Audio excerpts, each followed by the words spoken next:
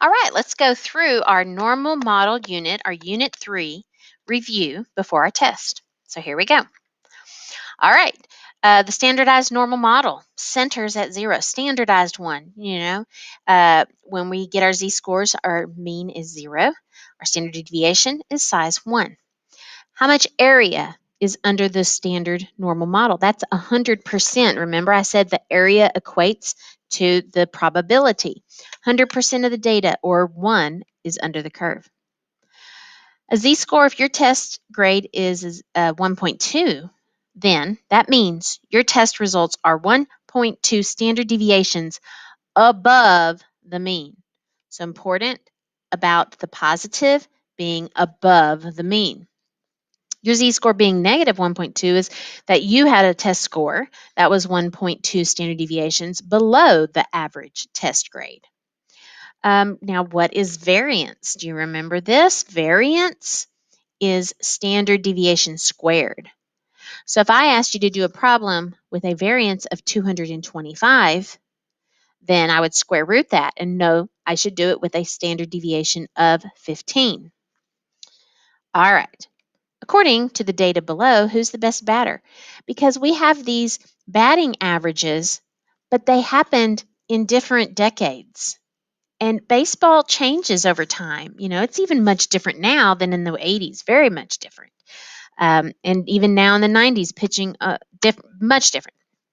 So what we need to do to really see who was a more athletic hitter is compare them to what was going on at that time, because there were just different types of balls, different expectations, just lots of different theories or philosophies about baseball.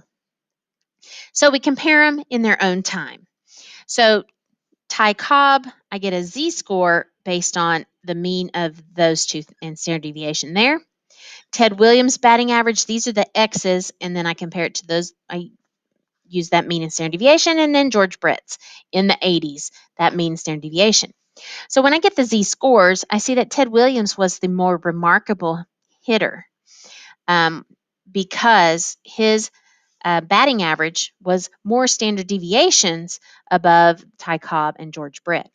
Now, why does that matter? I would just want to bring a point to you that if you are higher up in the normal model, then you are at a higher percentile.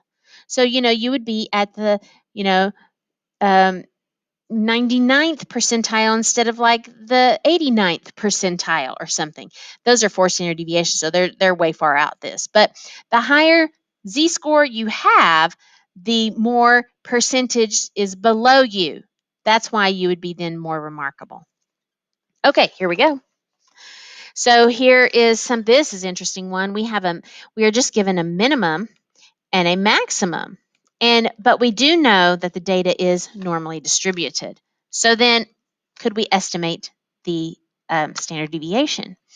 And so the key here is knowing that the normal model is 6 standard deviations wide, 3 up, 3 down. So I'm going to take this distance from 10 to 136, that's 126, and just divide it into these 6 equal parts.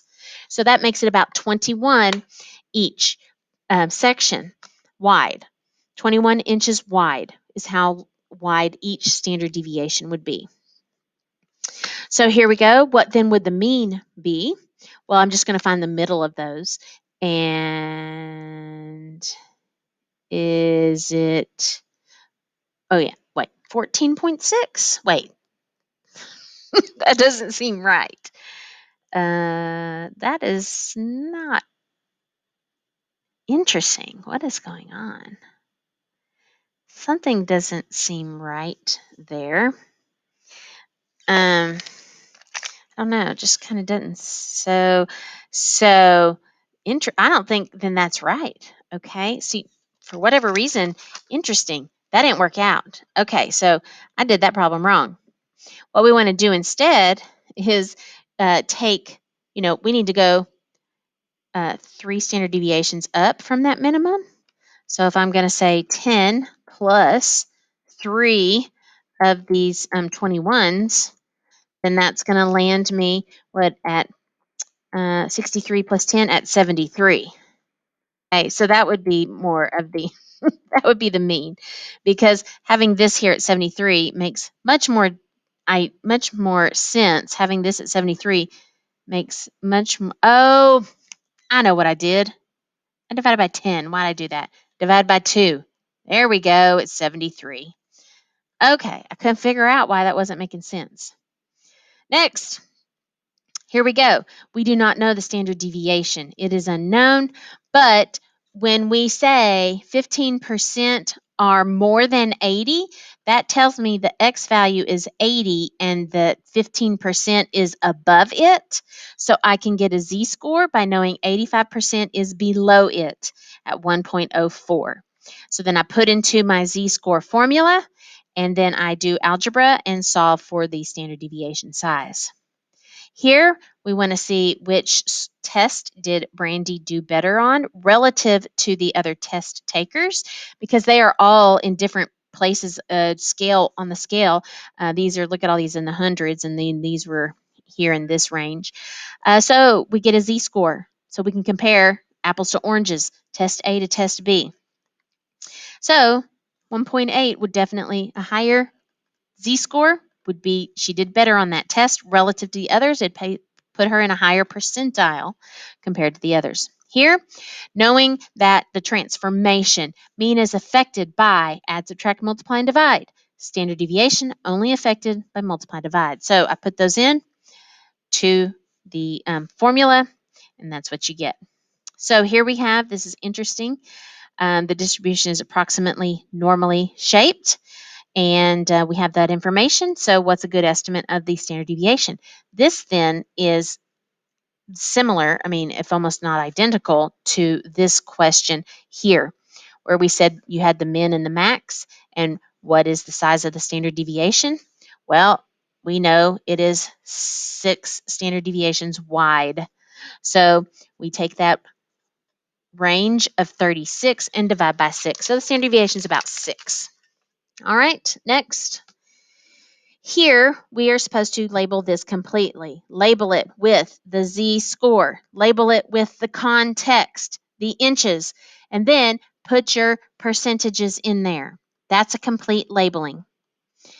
So then I just use those percentages to do these estimates. 2 standard deviations apart, 95%. Here, you added these particular sections, less than. That was the lower 16%. Between 5.3 and 8.3, so I just took all of those percentages in between there and added them together. All right, here we go. The UT squirrels travel about, on average, 100 feet. And is this the distance, the radius that they go, or what is that? Anyway, so there's those distance from the nest. Okay, so maybe that radius. All right, with a standard deviation of 10. So we're going less than 78. So we know that the mean is at 100, and then 78 is here, and we want to find this area. Proportion, probability, percent, do norm CDF. So you show this z-score, z equals, don't forget to write that out. Next, proportion of randomly selected. So more than 115. So our mean at 100, go 115. And the area up is, make sure you show the z-score, norm CDF to infinity, and it's that. Here, between two things. So we're going to have two x values. So we have a lower z-score and an upper z-score. And then we norm CDF between those two. So about 28.58% of squirrels travel between 80 and 90. The furthest 10%, that's this highest 10%. So I need to get this z-score that has inverse norm of the bottom 0.9. So there we have that z-score set up right here with 1.28, solving it for 112.8 feet. Now we want to find our IQR. IQR have to get Q1 and Q3 and then subtract. We know that our Q1 is at the 25th percentile. Our Q3 is at the 75th percentile. Okay, so that's how we got those z-scores. Then we subtracted to get that it's a z-score of 13, or it is an IQR that is 13.4 feet wide. This was one of our systems of equation problems where we had two unknowns, and we had that lesson on this. This actually happened to be one of the problems that I did in the notes. So in fact, I just copied this straight from the notes. So I'm not really going to go over this one. I'm just going to say, if you have a question here, go back to a few days ago. I think it was the notes for Unit 3, Day 4, okay, on the two unknowns. It was part 1. Anyway, so it gave you answer C. There's multiple ways to solve this, and this is just one of them. This was an actual AP multiple choice question, by the way, one year. So it's real. It happens. All right.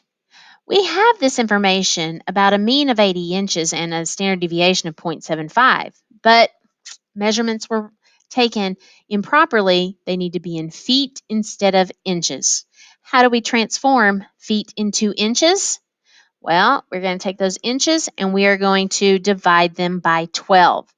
So I don't have to go measure everything all over again. I'm just going to know that I'm going to, how does the mean and how does the standard deviation get affected by dividing by 12? And it affects both of them the same. Division affects the spread, and division will affect the location of the mean. So that divided them both by 12. This one's such an interesting problem here. We have two populations. So I have a picture here. Look, they have the same mean, but population 1 is got a standard deviation that is twice the size of the standard deviation of population 2, this black curve here. All right. So what can be said about the percentage of observations, the proportion of data within 2 standard deviations of the mean for each one of these populations? Well, guess what? Going 2 standard deviations out, regardless how spread out those are, look here, 2 standard deviations is always 95% of the data. So 2 standard deviations out on population 1, 2 standard deviations out on population 2 are both 95%. Here's the difference. The locations are different. It took a wider context for population 1 to collect that 95%. So the context value from the 2 standard deviations down to 2 standard deviations up is much wider. So see if these were like grades. There was a much bigger spread to collect that 95% than the spread of the grades for this particular test. Okay? So it's D. They are both identical percentages. All right, next. 99% of the time it's below what level? That means I need to find the z-score such that I have 99% below it. That's inverse norm of 0.99 is the z at that spot. So a z-score of 2.33. Then I'm going to set up my z-score formula to solve for that context value. And I get 39.32, which is answer E. Here we have the eldest 18%. Well, that's the top 18%. And he says in order for this top 18% to be, let's see, the average, in order for the average to be 100, this top 18% would have to be 120 and above. That's what this is saying. The average, in order for the life average to reach 100, the oldest 18% live to 120 or more. Okay? So what standard deviation is he assuming then? So basically, I have the mean. We don't know the standard deviation, but 120 would be this location here. And if I have 18% above, then I have 82% below. So that gives me this z-score right here. 0.92. Inverse norm of the 0.82 is the z at that spot. And then I'm going to set up my z-score formula. All right, next, number 21. Here we have a new situation. We've got the price of these special loaves of bread. This one you could solve two ways. The pepperoni bread is the most expensive, 3 standard deviations up. So that's my z-score. Okay, and then we know that we were told the mean and standard deviation. The question is, how much is that most expensive bread? So you can, if you just want to use kind of common sense here and do this, the cost is the mean plus 3 standard deviations. You can do that way as long as you're showing this work here. Okay. Or if you want to do your little z-score formula, then there you have it right there and solve. Either way, you get the most expensive bread, $4.79. What proportion of breads? Proportion, percent, probability, p-words, norm CDF that area. So less than 4. So my x value is 4. I'm going to get the z-score, and then I'm going to go lower than that. About 87.7% of breads cost less than $4. Next, we want to go more than a certain price now. So there's all my data. Z-score, here we go. Find the proportion, probability percent, norm CDF. I'm going to go up from my z-score to 99. 28.10% of breads cost more than $3.75. And then we went down, we went above, and now we're going in between. So if I'm going in between two x values, then I have two z-scores. I have a lower z-score, and I based that off of the $3. And then I have an upper z-score, and I based that off of $3.50. But I said to myself, I'm not going to go compute that because $3.50 is the mean. So I know its z-score is 0. So use some common sense there. And now in norm CDF, that little section from negative 1.16 to 0, and 37.7% of the breads cost between $3 and $3.50. What is that cutoff for that lowest 20% of prices? That's this lowest 20%. So find that z-score and then find what the context is. So the context is unknown. The z-score, though, I can compute its location. It is inverse norm of 0.2 is the z at that spot. Negative 0.84 standard deviations down. So I set up that formula right there and solved. Lowest 20% of breads are $3.14 or less. 314, 3.14. So are they now pi? All right. Here is another problem. We're just seeing these same kinds of things over and over again. But if you missed this problem, it could be just because you did your decimals incorrectly. So let's take a look.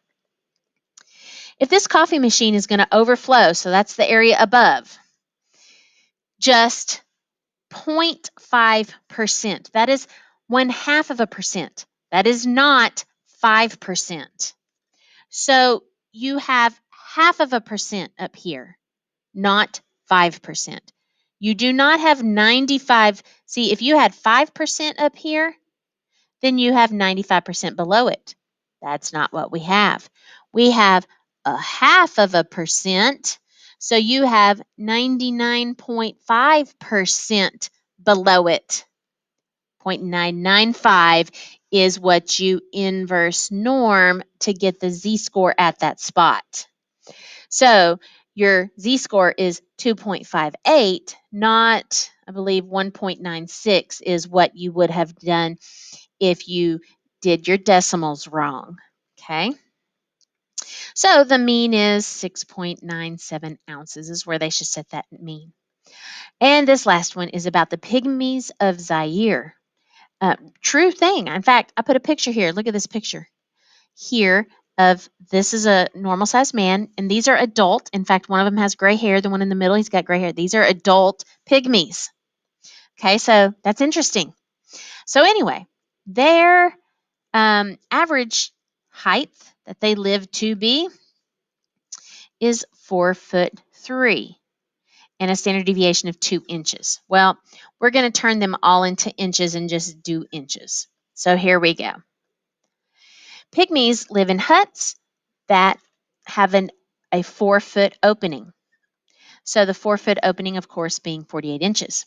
What proportion, probability, percent, do norm CDF of pygmies will have to duck to enter?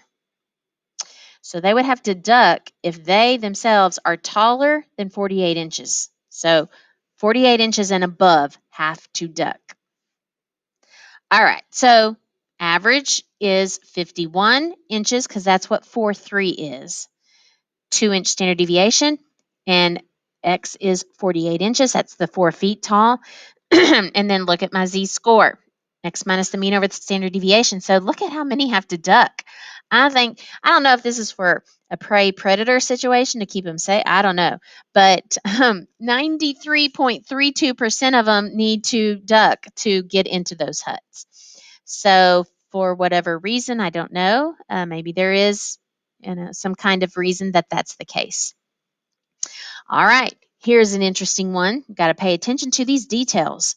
Here we are talking about pygmies who are allowed to sing in their Molino ceremony.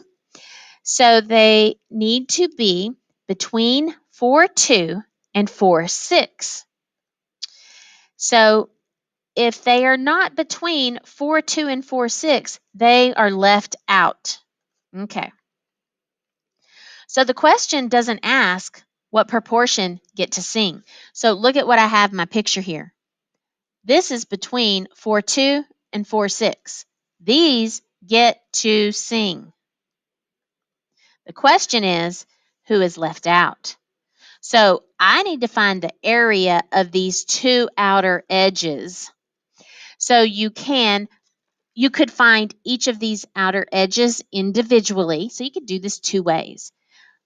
Area this left side, area this right side, and add those 2 areas together. Or what I showed actually was area this middle, see who gets to sing, and then just subtract that away from 100%, and that will give you the remaining edges. Either way, same answer. So let's look. First, I turned my 4'2" pygmies into 50-inch tall, 4'6" into 54-inch tall. So their mean of 51, standard deviation of 2, 50 to 54 are the 2 Z-scores I need to get. So look here. Lower Z-score is negative 0.5. Upper Z-score is 1.5. Positive. So I actually drew it to scale on my picture here. See, negative 0.5 and 1.5. So guess what? 62.47% is this section who gets to sing. Well, if 62.47% get to sing, then the other portion is what's left out. So 100% minus that is 37.53% of the pygmies are left out. All right, and then this last one, top 10% is a Z-score for the bottom 90. That puts it at 1.28. And then you go ahead and solve algebraically from there, and you get 53.56 inches or taller is the top 10%. So I wonder how many feet is that? Okay, you can figure that out. All right, there we go. Good luck to you. Hope that these make sense. Hope I got all of my calculations correct. I hope there wasn't any careless errors that I made in there since you're watching this by video. Good luck to you, and have this ready for the test tomorrow.